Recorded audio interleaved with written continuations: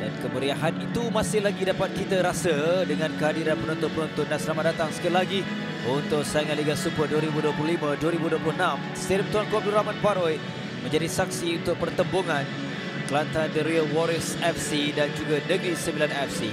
Untuk Kelantan membuka Azwan sikit lewat, sempat untuk dia menolak ke hadapan untuk mendapatkan Faris. Faris melihat ke tengah, siapa? Leret di situ, ada peluang Sese.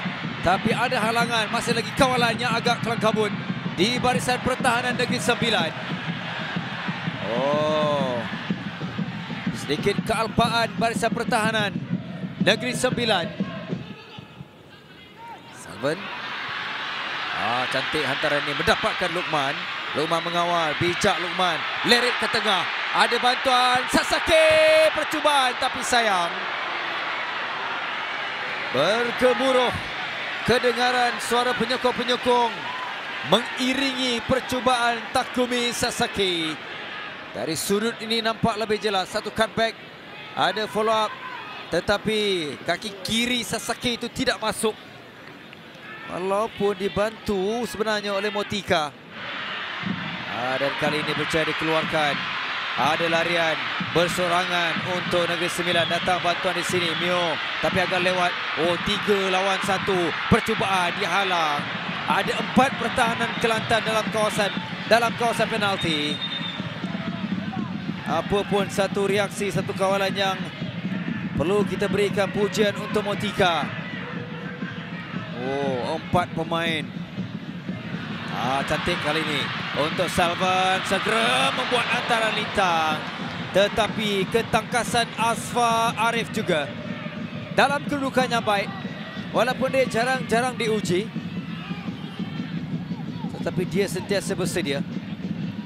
Posisinya pun tepat untuk menangkap kemas The Real Warriors FC.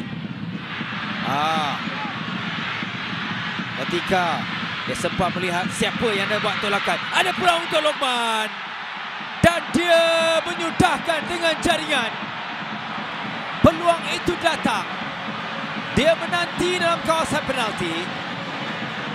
Susulan selepas itu, dia dalam posisi terbaik untuk menambah koleksi jaringan yang dinantikan begitu lama.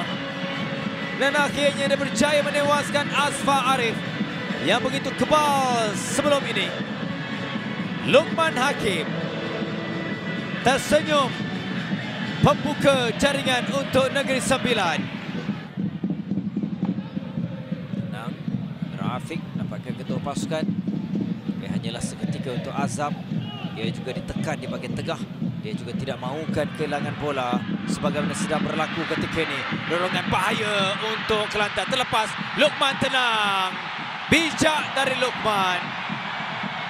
Itu yang saya katakan di babak yang pertama. Apabila dia mendapatkan jaringan, keyakinan itu bertambah untuk dia terus mencipta peluang dan juga tambahan gol untuk Negeri Sembilan FC.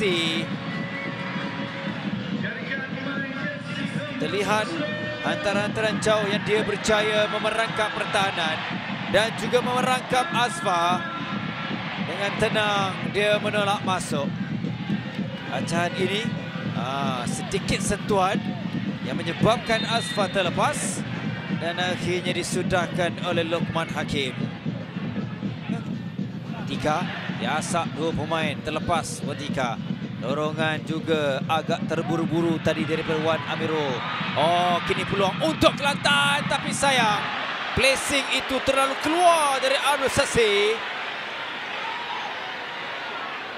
Dia ada peluang sebenarnya. Dia perlu lebih tenang untuk menyudahkan sentuhan terakhir itu ke arah gol. Tetapi tidak. Kaki kiri Abdul Sasi. Kita lihat bagaimana lorongan yang sudah pun dalam kedudukan yang cukup baik. Ada tadukan cantik. Cuba sayang tadukan itu menghampiri ke arah gol daripada Kusaimi B. Free header. Sebagai penjuru yang tepat menuju ke arah kepala Kusaimi. Jadi Negeri Sembilan yang ada kelebihan di menuju ke minit-minit akhir.